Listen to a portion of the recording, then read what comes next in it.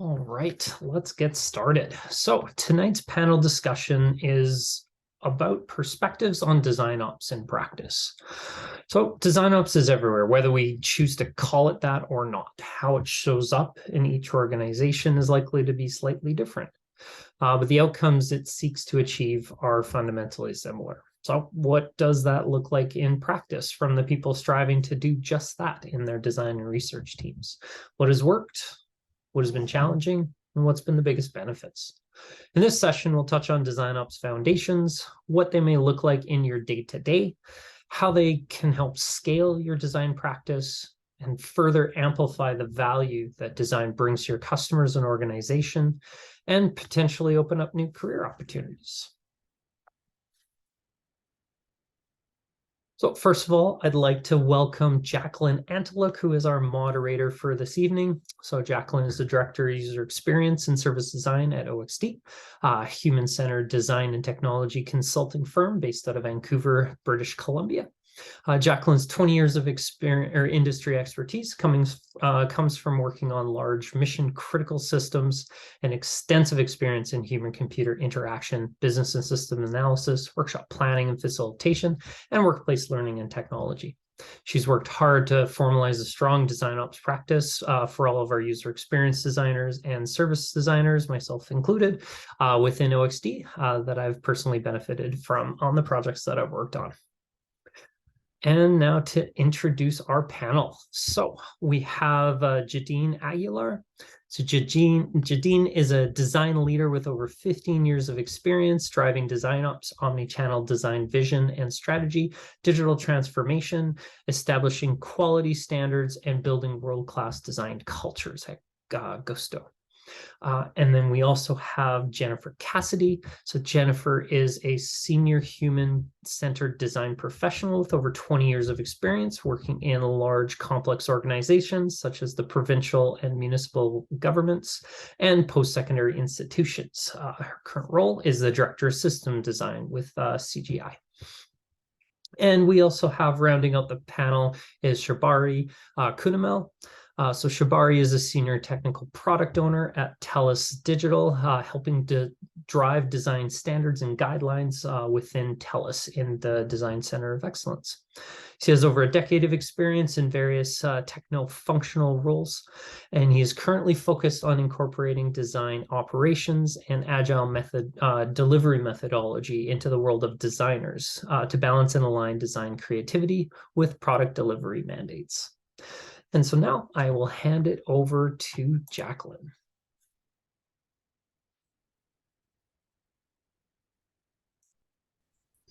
Perfect. Thank you so much, everybody.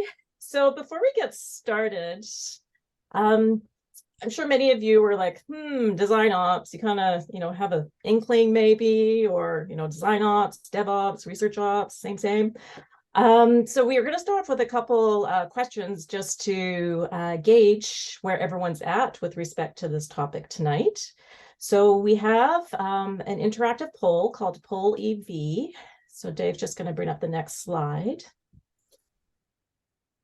And the question we would like you to answer in 1 or 2 words, what comes to mind when someone says design ops? To answer the question, if you type in at the top of the slide there, you can see pollev.com. If you could copy that, I don't know if we could put it in the chat and or type it into your browser. And there might be a prompt to enter as a guest. You don't need to log in, just enter a guest name. So I'll give everyone a few seconds to do that. And I've been told, try and limit it to 1 or 2 words because we're doing a word cloud, and word clouds don't work so well if you're doing a sentence.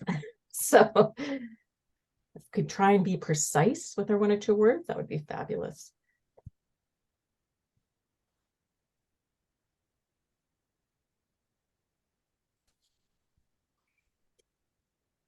Got one already. 2 words, optimization, organization. There we go.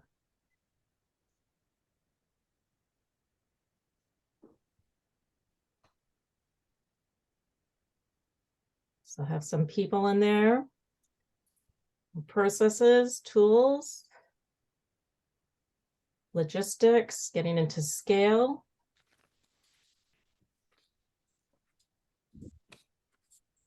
A lot of logistics. Logistics is winning. Oh, wow. Logistics is popular. Perfect. That logistics is still up there. And process. Frameworks. Oh, there we go. Efficiency, process. Okay, thank you, everybody. So we have one more question. So this one's multiple choice. Oops, we have to reset that. Just ignore that 100%. But as you can see here, the next question is, are you currently in a design ops role and or part of a design ops team? So you might have that in your job title. You might be doing design ops, but it might not be part of your title. You might have the title of team lead or interaction designer. You might be doing it, but not 100% sure.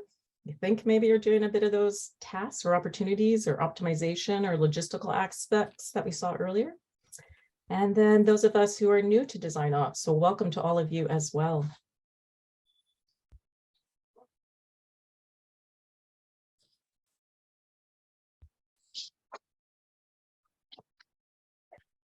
Okay, and a small contingent who have design ops in your job title, and a few people who think they might be doing it, but after this discussion, you'll probably realize you are. Okay, well, thank you so much, everybody. So for tonight, I'd like to start off with, again, as Dave mentioned, the objective for tonight is to provide all of you with an opportunity to get some visibility into what design ops looks like within other organizations. It's an opportunity for you to find out what some of your peers are doing, and also the different flavors of design ops. You know, as user-centered designers, we all appreciate the importance of context. So I think tonight it will be interesting to hear the different perspectives and practices that our panelists bring. Like any term, and design ops is a huge, broad term, and you know, as practitioners, we need certain lingo to establish our credibility, but lingo can also sometimes cause confusion because, you know, when you say design ops, I may be thinking of something different when I use the term design ops.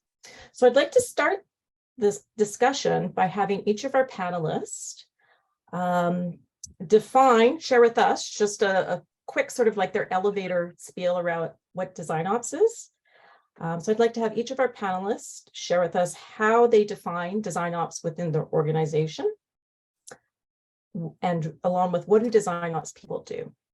So this is just our initial sampler, and then we're going to delve into some of the details. So Jadine, can we start with you? Yes, absolutely. Thank you so much. So again, hi, everybody. Thrilled to be here with everyone. I'm Jadine. I am the head of design ops at Gusto. It is a US-based fintech startup. And what I like to do, the elevator pitch really is, I try to sum it up by saying that it's service design for your organization. It's service design for your design team. It's essentially paving the road so that designers are able to produce their best quality work, removing some of that friction, making sure that we're providing the highest value to our customers and to the organization. And that might look like standardizing and optimizing processes, so you can, like, very aligned with what your perception is that you shared in the word cloud, identifying inefficiencies, managing all of those tools, empowering, growing, and supporting designers is a big part of it. And also just identifying ways of better collaborating and delivering our work. Great, thank you. Yeah, I was going to say, Jadine, that resonates with me for a couple reasons, and I apologize, everyone. I'm dealing with a bit of bronchitis. I'm here on Treaty 6 territory and just outside of Edmonton, and pleased to live, work, and play on this sacred land.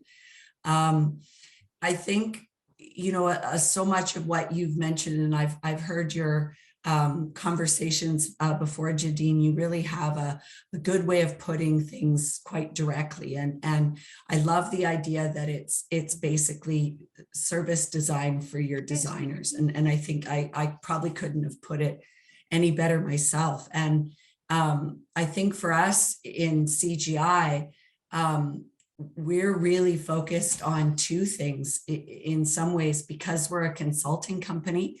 We do design ops for our clients, where our clients are saying, hey, we've got a design team and they're new, or they need a little bit more consultative help with that. But we also need it for ourselves when we're designing on behalf of our clients. And so at CGI, at least in my team, it's been a real, it's been a real like mind meld to be like, okay, we've kind of got to figure out, what are we designing for? Are we designing for ourselves? Or are we designing for the client in terms of design ops? And I think both have, I think both are really fun. And I think our, particularly my design team, they are constantly looking for things that work for clients, that they can say, well, it worked for their client, it worked for the client, let's try it over here. But also playing around with that and really getting into the craft of design. And I know Jacqueline and I have had this conversation, the craft of, when I think about craft, it's a mixture of art and science. And so when I explain what design ops are to a client or to internal folks in CGI, that's kind of the way I think about it. You want to give enough science that things can be replicated and you have consistency. But like you said, Jadine, you really want to leave place for the craft, right? And that context, and for that art to come through that the designers are bringing to the table. Perfect, thank you. And Shibari, I'd love to hear from you how design ops is defined in TELUS and what it looks like. Yeah, I resonate with what Jadine and Jennifer said, right? So Jennifer mentioned clients. So for us, it's customers, right? So at TELUS Digital, it means creating processes, tools, and standards to help deliver design-driven solutions for our customers, right? And my team, the Design Center of Excellence, we have like varied skill sets. So we have UX researchers, accessibility experts, brand and design folks, and we also have a design system that is used in most of the web and mobile platforms that TELUS has. So how do we get all this together? And some of the words in the polls, right? Optimization is a key thing that I'm trying to drive. So yeah, I think I resonate with, things said in the poll and the panelists. So yeah. I think what's interesting about that is that, especially because design is such a communal thing in a lot of ways, design ops is a way of helping people understand how you got there, right? There's a level of trust in those tools to say, oh, whatever it is, you use this framework or you use this checklist, then we know the origin of your design. And for us, especially with our clients, it helps them have trust in us as consultants that are coming in, and helps them feel like this can be replicated, right? It's not some magic that consultants know that we don't give away when we teach them about the tools that we're using. Great, thank you.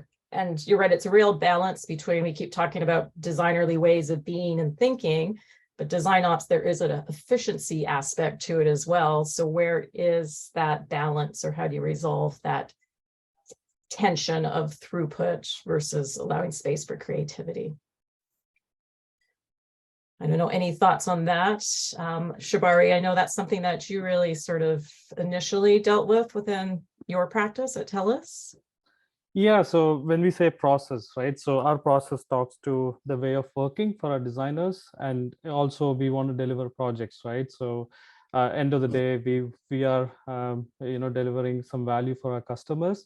So a scenario is I like to give this example of like a designer developing buttons, right? So there's a million ways to come up with buttons, but do we really need like fancy buttons, right? Do we need the bells and whistles, right? That's where we have like a minimum viable product kind of approach, where designers can be creative, and they could be striving towards perfection, but then at a point you have to say that this satisfies this requirement or a customer need, right? So we go ahead with delivering this for our customers, but then we also continue in our exploration path to achieve perfection. So it's all about creating that minimum viable product mindset within our design community as well. So building off that, curious for all of you, what was the tipping point when you either realized that, hey, there's an opportunity here for a design ops process practice? Or when did you realize that, hey, I'm kind of doing something, and then maybe you were exposed to this world of design ops, and I'm thinking this might help, those in the audience to maybe reflect upon, is their organization or their practice ready for design ops? Jaden or Jadine. Yeah, I honestly had no idea that I was doing design operations until I read that the term existed. I just assumed that I was just somebody that was a nerd for optimizing and just making my life easier. I just thought that I was just being more organized. I thought that I was, just doing things for my benefit and then sharing that out for the benefit of others. Like, hey, I did this thing, I templatized it. If you want to use it, cool. If not, that's totally fine. But it saved me an hour. So, it wasn't until I read the term and I started scratching at the surface and digging deeper, then I started to realize that I was really knee deep into design operations and realized how much I loved it. So it was kind of eye-opening to be able, Jen, you mentioned something really awesome earlier, where you were talking about how the services that you're providing your customers are the same services that you need internally. And that resonates so much, because why wouldn't you treat your team in the same way that you would treat your customers? Why wouldn't you use that same skill set? So doing internal like diary studies and doing internal surveys and all of those things, right? So for me, that's where when I started to realize the value of design operations is it's the exact same skill set that I'm applying outward, but internally. And then that helps everybody. That helps the organization, it helps the business, it helps the team, it helps our customers. So yeah, that's why that was kind of what started to direct me towards really heavily focused design operational role. Because I just figured that I love designing for designers. Great. So it sounds like it was sort of, what do they call it? The unconscious expert? That's not the right term, but I think you all know what I mean. You're doing it without realizing. Oh yeah, unconscious competent. Thank you. Thank you. Yeah. I would say for me, it was a interesting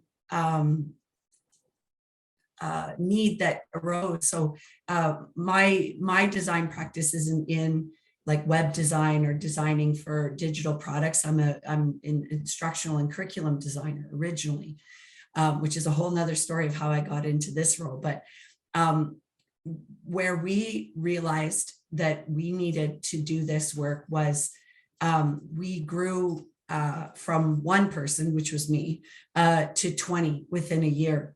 And we have a variety of designers. So my team is made up of not only user researchers and experience designers and web developers and all of those sort of folks, but we also have business architects and learning designers. And as we grew, we realized that there was so much that we were doing that could be standardized. We all came from our own disciplines that had standardization. The UX designers can use similar language, the learning designers use similar language. But what we realized was that a lot of what we were talking about was the same thing with a different name to it, right? Depending on the discipline. And when we got to about 20 folks, we realized that we were too big a team not to not to standardize. We had to. Otherwise, we'd have 20 people kind of all going in different directions and recreating the wheel. We didn't think we needed to do that. So ours was a matter of scale. It just became necessary. Great, thank you, Jen. And Shabari, so there's, realizing that you need design ops. Could you share with us how yourself and your team made the case to get the support to make this a more formal practice across the organization? I know there's a bit of evangelizing that had to happen in the beginning. Yeah, so at TELUS, right? So we are always measured by our success in what we deliver to the customers, right? And like the value that we deliver for the customers always measured. So one of the KPIs that we really believe in is like, can we reduce the time to market, right? So for example, from a design center of excellence point of view, right? So we have this amazing creative people. We contribute into design projects, delivery projects, right? But do we really know the value that we are providing, right? And so we realized that for finding out the value or a KPI, we needed some sort of reference, right? And this reference was a process that we came up with. Or maybe we need to understand what a designer does, or what an accessibility expert does. So we came up with processes. We call it the customer experience processes within TELUS. And so we started, so there was a buy-in needed from the leadership that, hey, you're investing time in creating these processes, right? Whereas we could be delivering value to our customers. So this is something that we had to make a case that, like, if we want to hit those KPIs and measure our value, then we really need to look at processes. And we realized that what we are doing by measuring processes is a flavor of design operations, right? And I think there was buy-in from the management when they saw that, yes, this talks to our KPIs, this talks to our how we measure our success, right? And that's how we kind of made that elevator pitch to our management to invest time into creating processes and tools and standards that support our operations, right? So, yeah. Okay, so it sounds like showing those KPIs was really a persuasive way to get that buy-in. Curious if anyone has encountered any barriers with respect to establishing, acting on design ops and/or constraints. I guess, so I'm thinking two things. So Shbari, I love the idea of having that measurement there. And I wondered, now this asking for a friend, if you used any type of like maturity model, right? To measure design ops maturity. That one, I would love to know more about that if you do.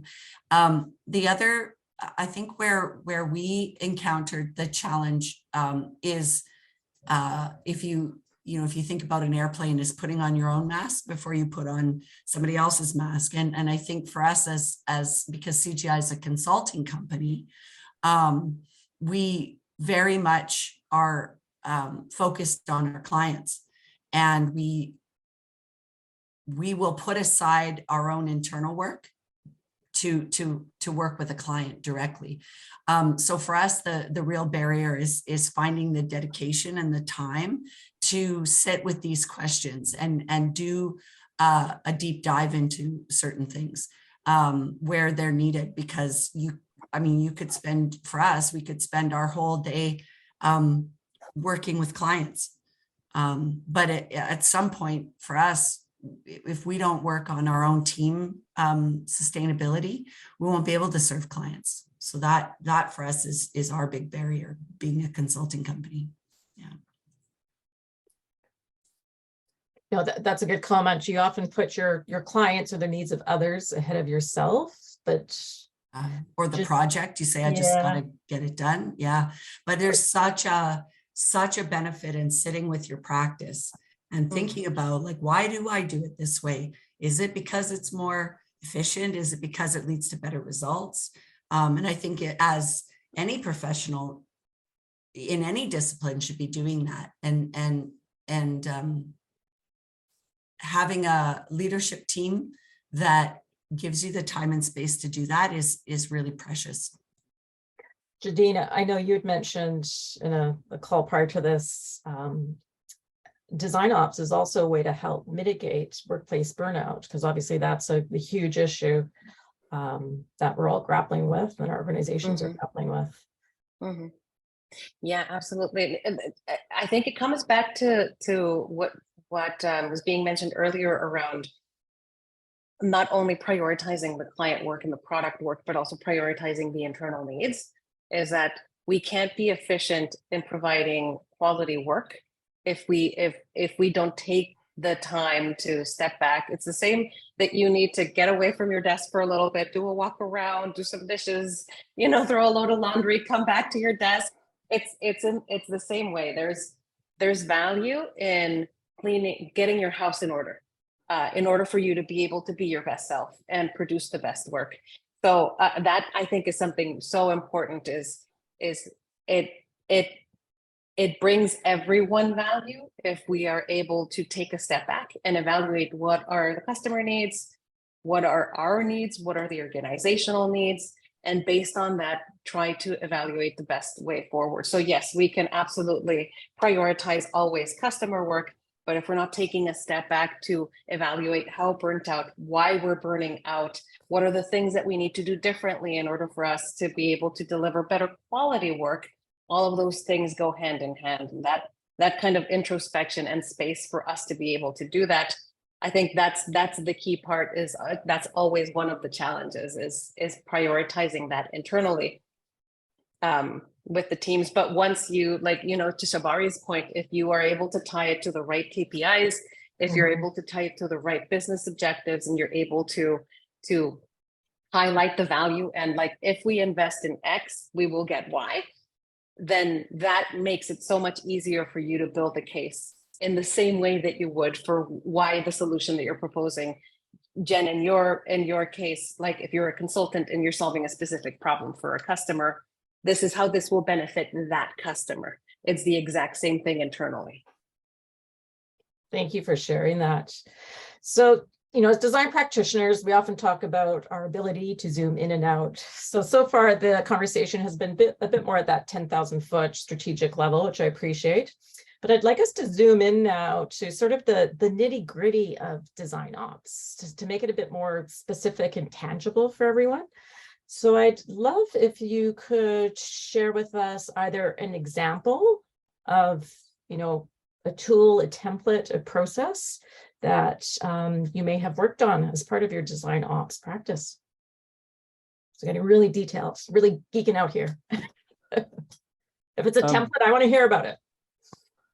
I'm gonna take a look at my my files. Maybe I can take that, Jacqueline. So Jennifer, to your point, right? So what do we use to measure those KPIs? So I can talk to that a bit through a tool, right? So we use Figma as a tool. So Figma has an analytics API that you can use, right? So the principle, what we say, or the drivers that we go by is, okay, if you want to reduce time to market, then Figma has all these asset libraries, design libraries, right? So if a designer is getting a marketing brief to work, right? So you don't have to recreate the whole world, right? So you already have great work that's done by other designers that you can reuse, right? So reusability is a big thing that we try to drive within designers. So don't try to create your own web pages or mobile app views and things like that. Borrow from the design library as much as you can, and that becomes reusability, right? And when designers do that, there is definitely a time or time saving between if they want to create something new versus something reused, right? So reusing contributes to reduce time to market. So that's how we kind of measure. And Figma APIs, I would encourage people to look at it. It gives a great view of how many inserts were done for a component, how many inserts are basically you're using the same component. So yeah, we use Figma extensively to kind of figure out our KPIs and educate our designers and drive some of the design ops through it. So yeah. Great, thank you. And there was a question from Beatrice, which I think you touched upon with respect. So there's defining the KPIs, which you shared with us. Tell us, has organizational, business unit, practice KPIs. And then KPIs are a starting point, but then how do you measure that you're actually moving the lever towards the KPIs? And you got into, sounds like a very intricate, almost like I don't want to say stopwatch, almost like, as you said, how many inserts or how many draws from the Figma component library? Is it to that level of detail or? Yeah, so Figma can give you analytics on that, right? So Figma, there is like how Figma is structured is by project. So you can see this project, how many like reusable components they have used, and that contributes to our KPI, right? So like number of reusability components, right? So over a period of time, we measure usually on quarter basis. So once you establish the reusability, then it ties into our larger KPIs as well, right? So that's how we do it. Did I kind of answer your question? You answered mine. I don't know if it got Beatrice, but I can add. Yeah, oh, go sorry. ahead. I can add a little bit to that. Like Shabari's example is fantastic because it's really quantifiable. You've got the tools that are able to provide you that type of measure.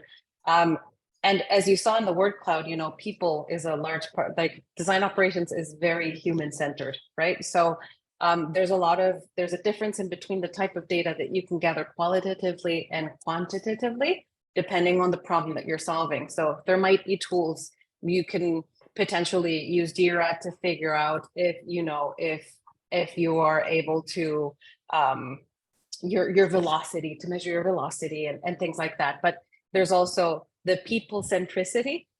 There's a lot of feelings. The design assembly has like a t-shirt that says Chief of Feelings. And it resonates a lot because there are so many things that we can't measure. We can't measure it in the same way. So for instance, one of the tangible examples that I can provide is designing an onboarding process for your next new team members.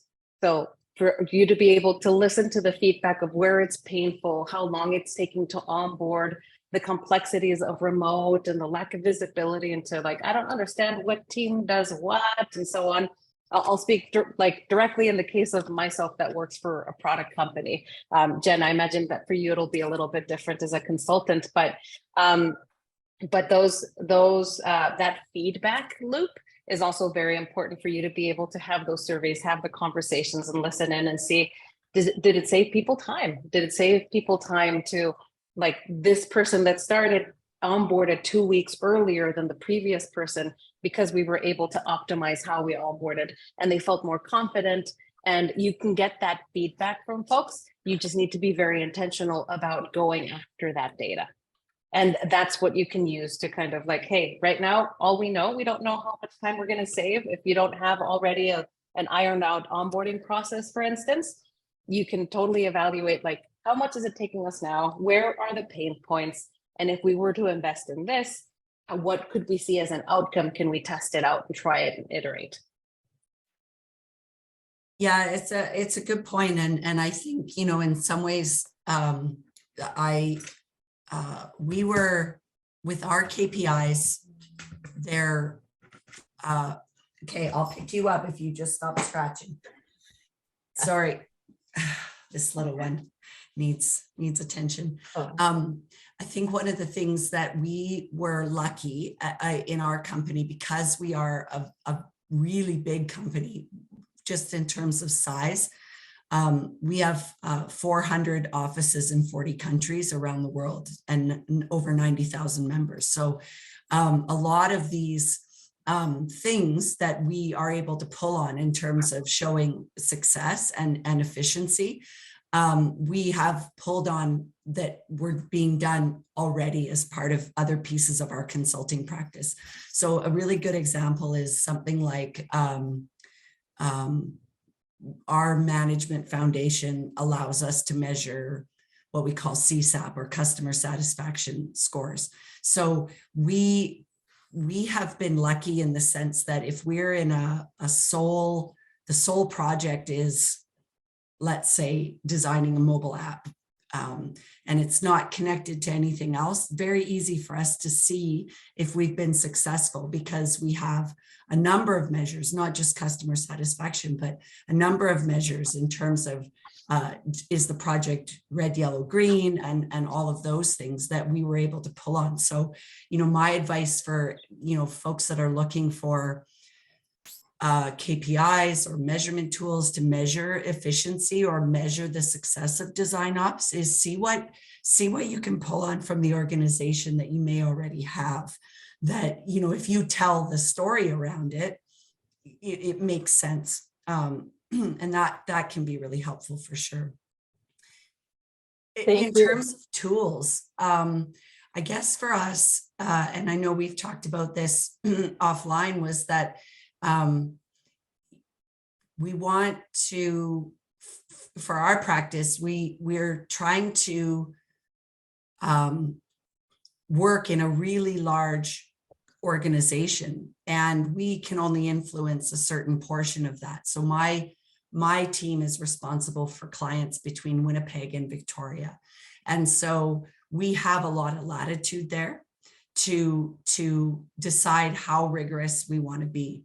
Germany, more rigorous. The Netherlands, more rigorous. India, maybe more rigorous. But for us, we really had to try and find tools that didn't slow down or impact our ability to work directly with clients and really quickly. So I'll give you an example. Typically, when we do a research report, the research report is a template. It will have key things that you want to be addressing in there, and they all kind of look and feel the same. There may be some addendums, there may be some differences, but I love that, Jadine, the idea of having a template. You can use it. It'll save you time, I promise. But if you decide to not use it, as long as you can rationalize why in this particular case you're adding this bullet or you're changing this, topic, then that's okay.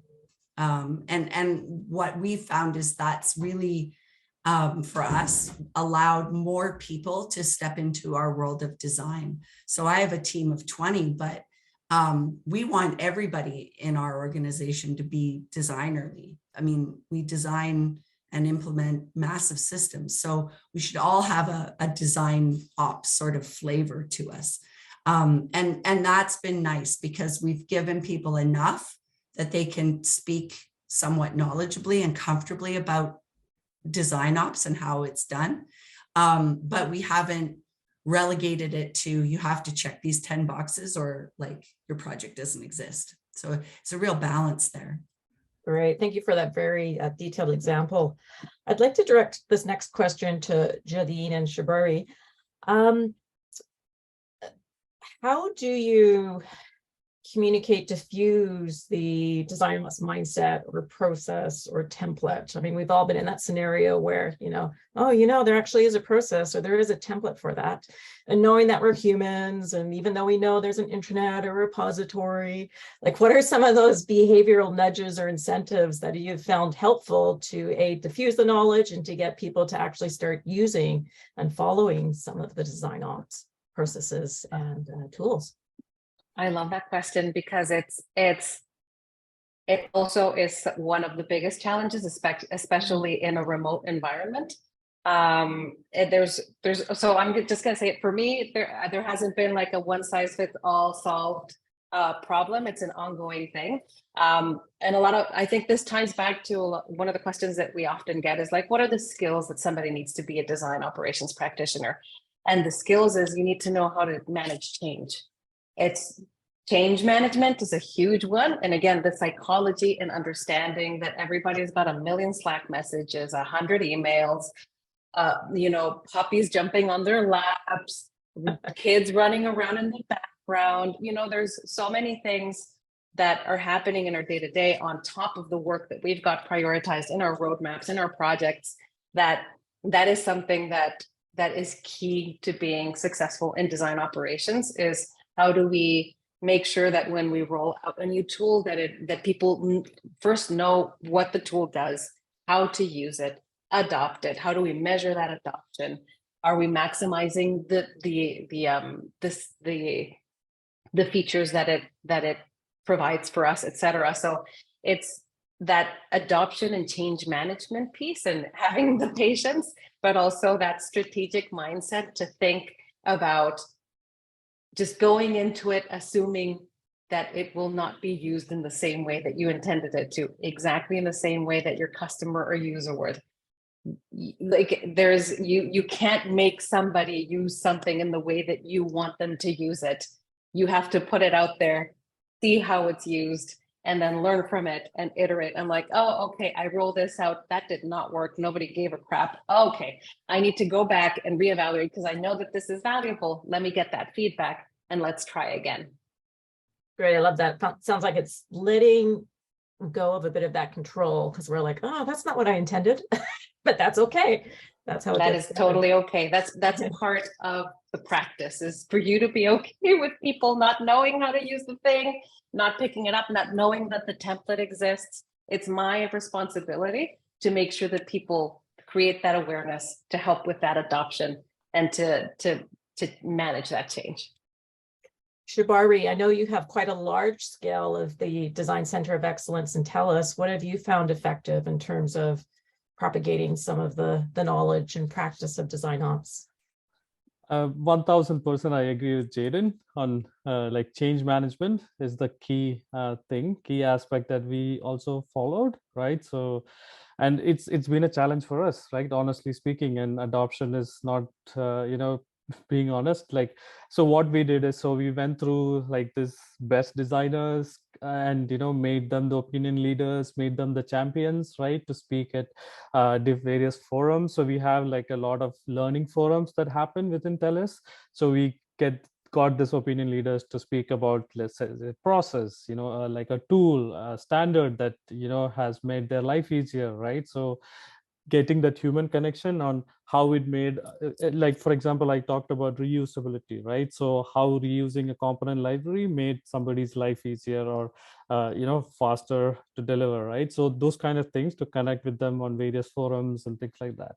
And it's been an ongoing challenge for us to kind of socialize this within the organization, get everybody to participate. And we still fail at so many places, but, that's also accepting that we are going to fail at so many avenues, right? And it's a learning for us also, right? So but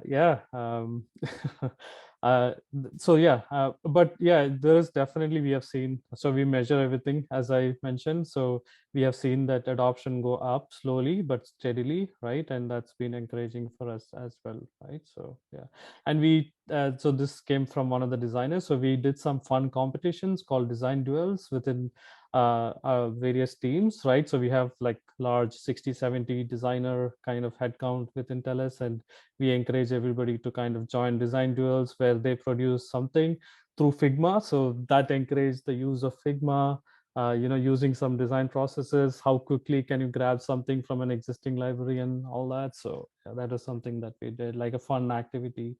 So yeah, multiple forums, multiple kind of flavors, multiple avenues. Like, yeah, I don't think there is one fit solution, but yeah.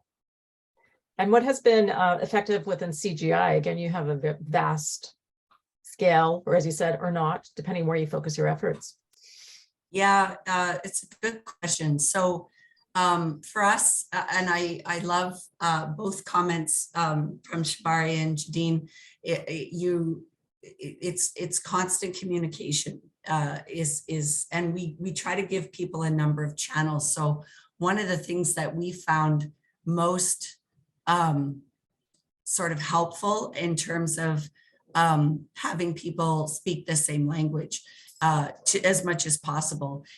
We have a designer community, and our designer community was particularly named that way to avoid calling it a community of practice for the main reason that we didn't want people to feel like there was one authority on DesignOps or design in general. And so our designer community is open to anybody. And we always say, if you even feel at some point on a Tuesday at 9 o'clock, you feel designerly, then you're a designer. So come and hang out with us. And that's been great for a couple reasons. Number one, because it's helped us proselytize DesignOps and design in general throughout the whole organization. I'm blessed and also challenged by the fact that I'm surrounded by a company that is highly technical. And so we're kind of this little corner of like crazy designers, you know, coming up with these ideas. And so the designer community has allowed us to not just share what we're working on and some tools that other designers or other people who want to pick up design can do, but it's also given us a platform to keep that idea of process at the forefront of people's minds. And so, you know, Shibari, when you were talking about like Bien was saying that gamification of DesignOps, we had something very similar in the sense that we did a North American Design Jam. And it was, you know, if you've got something to share that has to do with being a better designer, come. And the ones that got really picked up or really well socialized were the ones that left people with something that they could take away. And so for us, that's been a great opportunity. And the North American Design Jam was oversubscribed. So it did a number of things for us in that way. Are those some dogs in the background having fun, Jen? Yeah, I apologize. My dog decided it's playtime. I've got to go find. I've got two. They both look the same. I'm going to go pick one up and separate them. Yeah, I heard some growling, so I was like, oh. So there was a question around, can you have design ops in a Scrum environment?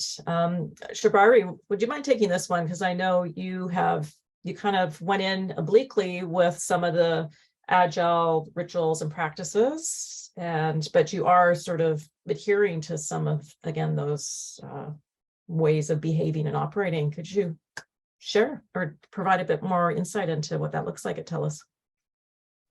Oh yeah, definitely. So one of the things that we did is to incorporate Agile is to not talk about Agile for the first 3 months that we incorporated Agile, right? So we had, for example, I was leading, for example, some meetings which were actually sprint planning or, you know, grooming sessions without, we called it like, hey, design jam, you know, things like that, right? And try to talk about components and things like that. So usually the model, what happens at TELUS is, you know, we have this huge brand and marketing team and we get like a brief from them saying, hey, we need to deliver this for our customers maybe by end of Q1, right? So we take that.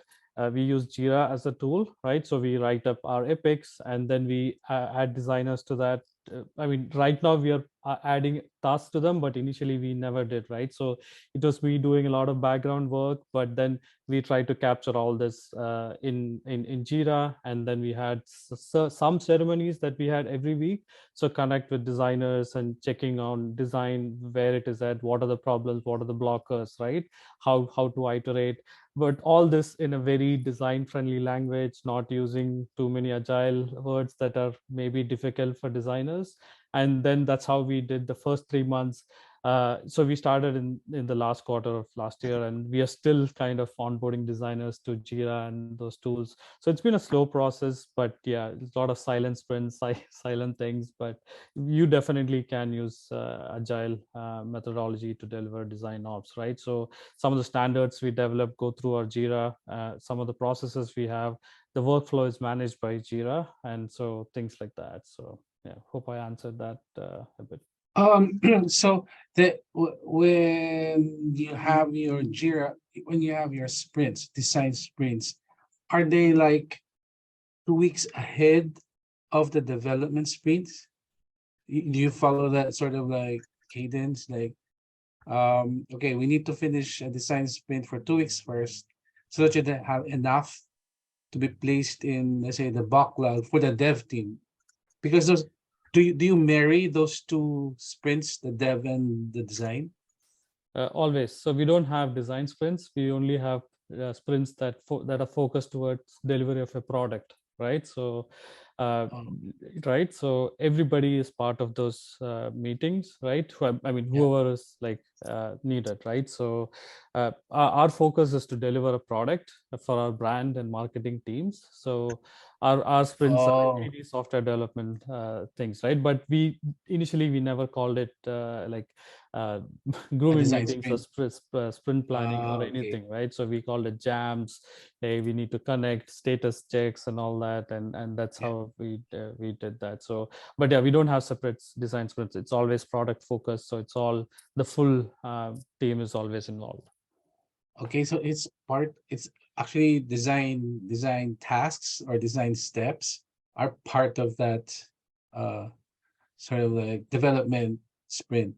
Yeah, and I like so we see. have Okay. non-development sprints as well. So we also like we get asked by brand to come up with like a new design concept for, let's say, a new mobile campaign that TELUS Yeah. wants, right? So that is purely design, right? So but that also we deliver through our sprints. In those Oh, sprints only designers are there, right? So we have creative people just reiterating on certain things, right? So yeah. I can't talk much about that, but it's like, let's say, an icon or a web page that you're designing, right? So this is just design, no development, nothing, no technology aspect, but this All also right. has a goal and it goes through a sprint as well. Okay, so since you have 2 week sprints then, since you work with the design in a sort of agile way, wouldn't you say that there's no chance that you'd be able to deliver something that won't be used by people? Because like every in a sprint, for example, 2 weeks, after 2 weeks, you show it, you demo, and then they will tell you what's wrong with it. And so before you actually make this available to them, the final product, they would have already said these are the things that we don't want. So how is it still possible that after you've produced it, they will still say, "Oh, I don't want to use it"? Yeah, Bian, thank you for that question. Jadine does have her hand up. I don't know if you're gonna Okay, follow up okay, with this good. question or if it was something earlier, which is also totally fine.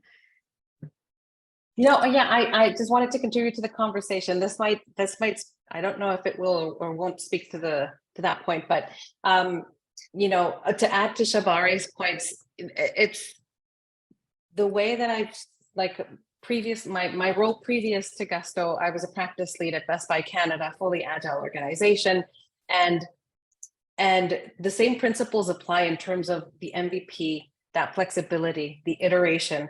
So you are able to make small incremental changes and improvements without having to create a lot of friction, without having to kind of work in a silo or start too far ahead. You're trying to fix the plane while it's flying, if that's the right analogy. Like there's so much work that needs to be done where you can evaluate the impact that it would have. Like what are the risks associated with us potentially, can we start working on this portion? Like we want to revamp our entire product development process. That's a big problem to solve.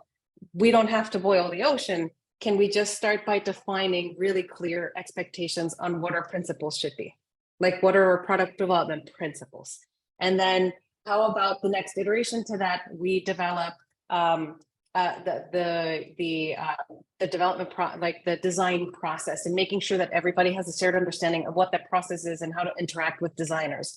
Okay, and then we go into like that collaboration with engineering and data science. And so you can scale and create iterations and create that MVP where I'm not going to revamp an entire process, but I am going to optimize this part of the process to save an hour here every week, and then 5 hours, and then, and so on. So a lot of the same principles apply, is the flexibility, the MVP, the iteration, starting small, scaling up, and so on. A lot of it applies in the same way. I don't know if that adds to help answer that question. Thank Yeah, you. And I thank do you. thank you, Bian, for bringing this up, because I feel like this is a whole topic that we could run a subsequent session. So I've actually made note of it. And, we've all been in those sessions. Yeah. Where how do we get the research process in Yeah. a Scrum environment? So I think this is thank you for posing that question. I definitely foresee a future deep dive on that. I do have one final question, and then we'll move into more Q&A. So Bien, if you do have more questions, please stick around to pose those. But the final question to our panelists is for somebody tonight who's thinking about maybe making the case for a design ops practice or establishing more of a role or adding it to their, sort of responsibilities. Any tips or words of encouragement to help them get started? And that could be any references that you have found really insightful, or any key learnings where you're like, oh, geez, I wouldn't do that again. Or this was really helpful. I can jump in. I love this question. There's a few things that come to mind. Reading is always one of them, like making sure that you're reading on change management, designing inclusive, communities and teams, designing organization design and service design. There's so much there that you can learn from, and there's a ton of resources online. I'll be happy to share some of my go-to links if it's helpful to anybody. But there's also what you can do now is evaluate something that will benefit your team or your organization. Identify what are some of the small steps that you can start taking towards creating that iterative improvement. And it's continuous improvement. That's all you're doing. So if you take a step back and evaluate, what are the things, like where are we feeling pain right now? And then if you start digging deeper and deeper and deeper, you'll be able to identify that there's huge systemic problems, organizational problems. But then the more you dig and you zoom out and you zoom in, you'll start to identify, okay, this is one small thing that we can do better today, that next week will make our lives so much easier. So that's I find is a really practical way of being able to start impacting change, and for you to be able to kind of start to see the value that taking that small step can bring, and so much more value that can come after it if you get into a regular cadence. I would say I would agree, and I think the thing that really makes design, in my mind, sing, that really makes design a powerful practice is multi and interdisciplinary approaches. So I love the idea of taking from all design practices. How do industrial designers do this? How do, medical device designers do this, right? Because you're going to learn not only it's going to reinforce what you probably already know, but it'll also give you ways of solving that issue that could be novel, right? And highly effective. And I agree. I think the other thing that I would say, if I can leave you with a phrase, eat the elephant one bite at a time. Solve what you can when you can, and keep working at it. And then last, measure what you can. Always be looking for ways to measure, because if I've learned anything from working in large organizations, for sure, is if you can't measure it, you can't tell a story about it. And so whether that measure is, net promoter score, or it's, you've done some interviews, or, you've got efficiency measures, use them. Don't overlook them, and don't assume that one measure that was designed for something else might not also tell a story for what you're trying to do. Great. And so both Jadine and Jen, I think the takeaway was, again, starting small, don't get overwhelmed with the enormity. And that's the first time I've heard that phrase, eat an elephant one bite at a time. It's very vivid, but I get the point. I had a very wise yoga teacher. Shabari, I think I'm missing the metaphorical aspect to it and being too literal. But Shabari, any words of advice you might have for somebody who wants to start to establish a design ops practice, or they notice an area could do with some optimization or standardization? What advice or tips might you give them? I think Jennifer touched upon that a little bit, right? So I think it has to start within a framework that your organization strongly believes in, and finding those value items, right? So for us, it's reduced time to market. It's a great value that we believe in. So you have to start from one of those values, right? So it has to always start from that. And that's an easy sell across organization, because you're definitely talking to your organizational value, right? So I would say if trying to tie design operations to that, it's very difficult. There's stumbling blocks everywhere, but I think that's like, have that North Star vision, and try to build towards that. And that's what my 2 cents would be. Great. Well, thank you so much. So at this point, I'm going to hand it over to Dave. So thank you for those of you that have posed questions throughout. And now we're going to open the field to all of you. And to get us started, I know Dave has a question that he's really keen to pose. So Dave, I'll pass it over to you. I've got a bunch in the hopper, but so I'll just pick one. I'm restricting him to one to start. I know. Yeah, so I'll do more of a practical question around sort of that feedback loop that's been mentioned a couple of times. So, new template, new process, but like in a scalable way, how do you kind of approach getting regular actionable feedback from larger design teams over time?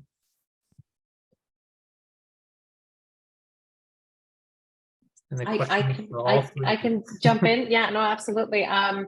So the product design team at Gusto is around 70 people, I think. And it's super important. So there's a couple of different ways that we can do that. The majority of the time is like, I've been conducting surveys is a really great one. We've done some diary studies whenever we outline a specific process, or whenever we're trying to identify kind of like some of the underlying issues that we're trying to solve. Conducting like a diary study and getting everybody to, like, at the end of your day, come in and make sure that you capture X, Y, and Z.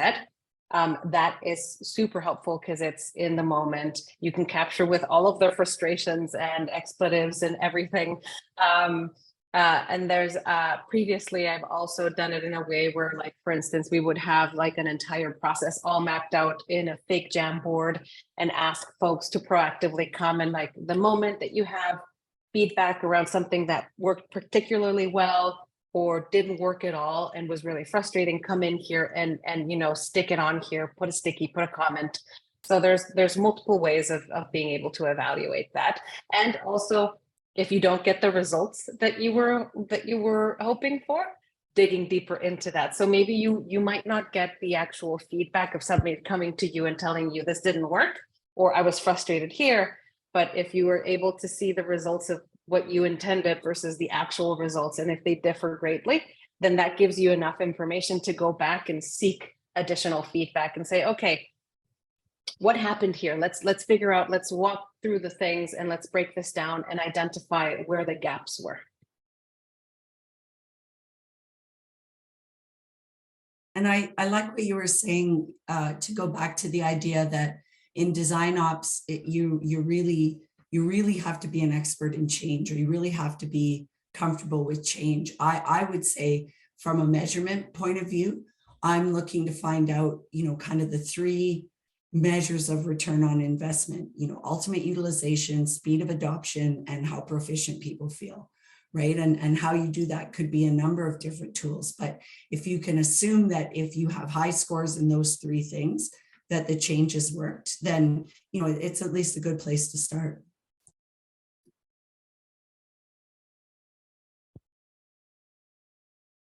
Thank you, Jen. Any other questions? You can either put it in the chat, or if you want to turn on your camera and pose it verbally. Yeah, Love that as well. Yeah.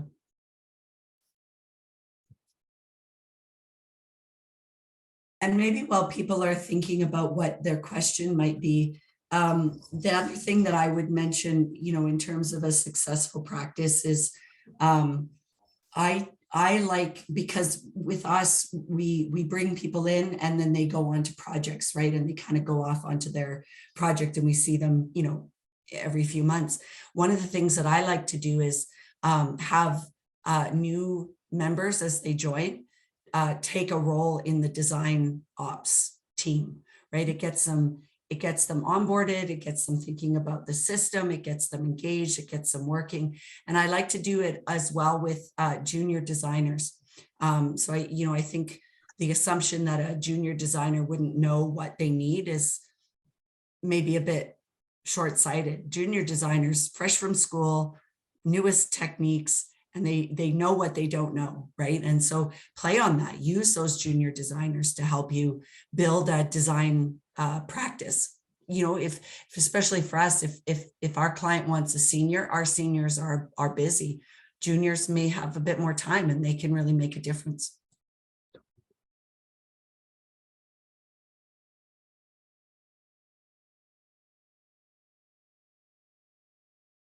Oh, we've got one person with their hand up. Fantastic, thank you.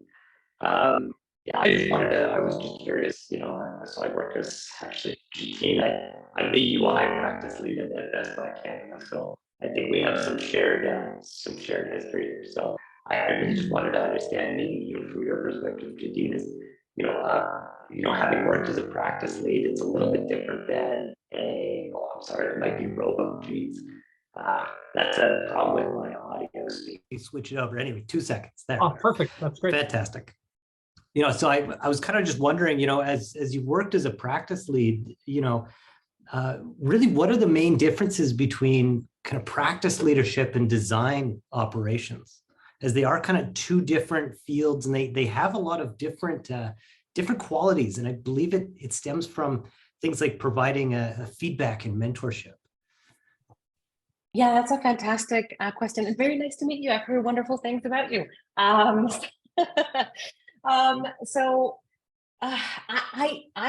wouldn't, in my experience, I did not see this, there are differences in the roles, but I don't see them as polar opposites. In my role as a practice lead, when I was before you joined, a lot, if you take a look at the NNG, menu of all of the things that design operations does, I guarantee if you look at that and you're like, check, check, check, check, I do that, I do you work on the career frameworks, you optimize processes, you define standards of quality. I think the difference between practice leadership and design operations in itself is design operations, in my experience, has expanded a little bit beyond the particular practice. It was one of the key things where, for instance, if you're focused on UI practice leadership, UX practice leadership, research practice leadership, you're focused on the craft specifically, and how to make people better at their craft within that craft on its own. So it's hyper focused, and it's wonderful. You're working with cross-functional collaboration, and you're identifying ways to better work with other people. That's where your design operations skill set comes in. What I've felt from a design operations perspective, it ties very closely, at least in my role, and I know some other organizations in-house teams will have a large emphasis in program management. So you stand up evergreen programs that will help multiple people in different crafts progress towards a shared goal.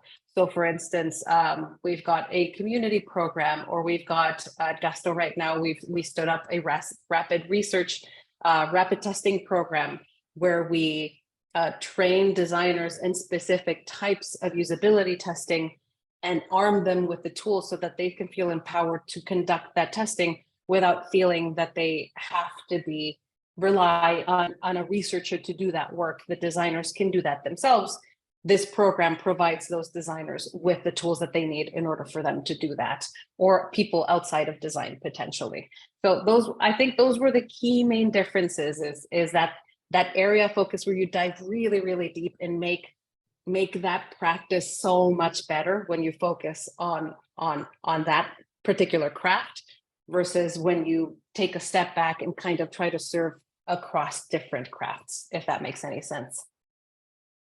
Yeah, that does. Fantastic. Yeah, thanks. That's a wonderful, wonderful answer. I think that helps me out quite a bit in kind of wrapping my head around this entire thing. And I guess maybe just kind of a quick follow-up question to that. Obviously with my role, I dive very, very deep into a specific specialty. But how does things like feedback, providing feedback to designers work in DesignOps? Oh, that's a fantastic question. I think it works in the same way as your company culture, at least in my case. So if you are proponents of radical candor, if you've got design reviews, there's, you're a part of to Jen's point, you're part of a community. You're part of a community of designers that have different perspectives. And, you mentioned like, if somebody feels particularly designy, they can join you. It's the same where like sometimes, even if somebody that's a designer can't articulate design feedback in the same way, a PM or a data scientist or a researcher still know that something is potentially like this doesn't quite feel right. There's something there. I don't know what it is, but let's dig deeper into it. So I think it depends on the culture of your company. And I'm always a big proponent of making sure that people understand that in the way that you can provide people with frameworks on how to provide feedback in a respectful manner, not attacking the individual, and being able to be honest, but not feeling like it's personal. So there's a lot of work that design operations can support in that sense, as well as the level of visibility that DesignOps has across multiple parts of the organization. Where like, oh, there's this feedback that pertains to you specifically. We were you can be a connector because you're in conversations with product operations and creative operations and executive ops and like other operational and craft folks. So that's really helpful to you because you can be like, oh, you know what? It would be really great if you chat with a brand team or with a brand studio team because they're working on X and this could tie strategically perfectly to that. So you guys should work together. So there's also a really great opportunity there. Yeah, and I feel like I was really lucky coming into this role because there was nobody who'd been in this role previously. So our team of 20 has really been the very first team to do it in Western Canada. And so one of the things that, in terms of giving feedback, I guess two things that we did very specifically. One, it was recruitment. So I was lucky that I got to recruit right from the beginning. And that was something I looked for very specifically, is the ability to take and give feedback in a constructive way. So we were lucky that way. The other thing that we've done is very specifically picked up on the practice from art school. One of my kids is in art school, and from the minute she started as an undergrad, you had critiques. It's just what you do. And so again, because we were a new team, bringing in critiques when we had 5 people was easy. So, it's different when you've got a team that has a history there. But again, I think when you really make it part of that culture, it has to be there, and the leader of the team has to talk the talk and walk the walk. So I always think about, I remember hearing about an example from Pixar. Even the head of the studio goes through critique with everybody in the lunchroom. So you get notes, and it's been a joy to watch the team really start to lean on one another because of it. If I could add, there's one thing, Jen, that you spoke about that really stood out to me that's so important. And you spoke of, like, if you think about also part of the culture, the types of rituals that you're designing and the expectations and how you gather around the purpose, that can also really help you level set. Right now, I'm reading The Art of Gathering and The Rituals Roadmap. So they're 2 really great books that I find complement each other really well. And you can add radical candor to it if you wanted to get those 3 things together. But defining the purpose on how you're getting together, how you're delivering feedback, why it's important, and also defining the right ritual so that people are come engaged and excited and open and receptive to that information, that I think could really works to your advantage. Yeah, I can add to that, right? Like talking to the organizational culture, like feedback is so important for TELUS, right? I don't know if you're TELUS customers, but you get a survey of at the end of everything, right? So so feedback culture is really important, and how we manage it through design operations is we have like a design leadership panel. It's a panel of about 20 design leaders who look at everything design, right? And they are empowered to go speak to executive, go speak to brand, go speak to operations, go speak to tech, right? So, and that's how we channel any feedback that comes for anything design that comes through. So yeah.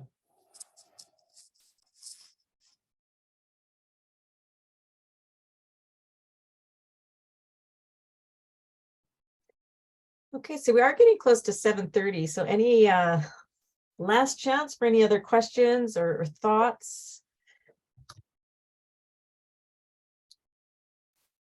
Anyone skeptical about DesignOps and what it can affect?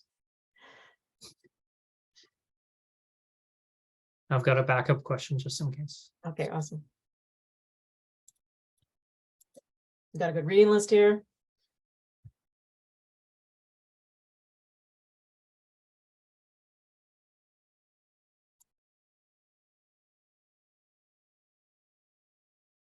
Okay, Dave, I think the floor is yours. Nice. So yeah, I was interested sort of, I don't want to like air the dirty laundry of like the initiatives you thought was going to be great and then didn't work out the way you wanted. So I wanted to flip that and be like, what is an example you can remember of an initiative that you put forward that like performed really, really great, better than you expected?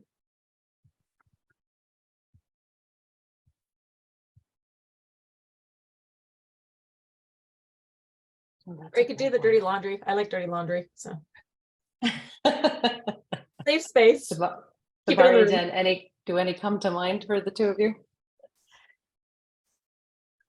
I would say the gamification of what we did, it worked really well, right? So it helped connect designers, right? Designers were more open. It was a fun, informal session. There was more human connection. So I thought the gamification of DesignOps and how we wanted adoption to spread, I think that went better than we expected, right? So it spun off into different areas. So we had like a design sports day and things like that spun off out of that. And so it really caught on, and like it caught our VP's attention, and we actually had to do like a presentation for him. And yeah, so I think that gamification really worked like better than we expected. Yeah, Shibari, I love that. And I would say my thing that blew our minds was the North American Design Jam that we did. You know, we thought maybe 8 hours of content over 2 weeks, you know, just very casual. Maybe we'll get 8 speakers. We got 35 people putting up their hand just to speak. And same, you know, I think when executives see that spontaneous community growing up around a movement, you know, unless they're completely tone deaf, they'll get behind it, right? And the same for us. We had our senior regional or senior vice president, and he made an effort to show it was important to him, and people made an effort to reciprocate by showing up. Yeah. I can add one more tangible example is revamping our levels and expectations. Just after getting all the feedback from designers and hearing where are the places where they need a little bit more clarity in terms of like, how do I grow within Gusto? What does growth look like here? What areas, like when I go into my performance evaluations, what should I be focusing on and what should I add into my goals? How do I work for that next promotion, or what type of role should I be working towards? All of those questions taking a look at the levels and expectations or the career framework that we had, putting a committee of leaders together to say, okay, we've got all the feedback that we need. We're going to revamp this. And from a design ops perspective, I was really happy to support in presenting the information in a way that was highly digestible for people to understand. Like, as somebody that has like my background, I started as a visual communicator, as a graphic designer, and then transitioned into product design, experience design, and so on. So to be able to use my visual design skills to create visual flows of how you can grow, how growth isn't linear, and so on. We created an iteration, we rolled it out. We've been testing it for a year now. And we've received a lot of really fantastic feedback where a lot of folks have reached out and said, like, I get it now. I understand how I can grow, and I've used this to create my goals. And there's other folks that said like, yes, it helped me in these ways, but can you add more clarity here? Because this feels ambiguous. So again, going back to that iteration and like throwing it out there, putting it to work, learning from it, gathering that feedback. And now we're working on iteration 2 to create more of the clarity that people have asked for. I think that's I've been working on creating career frameworks since I was at Best Buy as well. So it's always a joy, but it's always really wonderful to hear the feedback from folks that they're like, oh, to see when you see somebody grow and get that promotion or get that other principal or craft leadership or people leadership role. And the fact that you know you had something to do with that, to me is, it just makes my day. So cool. Awesome. Thanks for sharing. Cool. Well, nothing else is coming up on the chat, so I think we could probably call it a panel, call it a night. Thank you all so much, and special thank you to our moderator Jacqueline for guiding us through. Yeah, really appreciate it. Awesome. Yeah. Thanks for having us. Nice to meet you all. And thanks everyone for joining. Super good night. appreciate it. So we'll all Bye. gather some resources from the panelists and make sure I send that out and get the recording out as soon as I'm able to, action that. We should have a book club, the ritual book. I'm up for that one. Ritual roadmap. Yeah, that's Upcoming cool. I sessions. love that idea.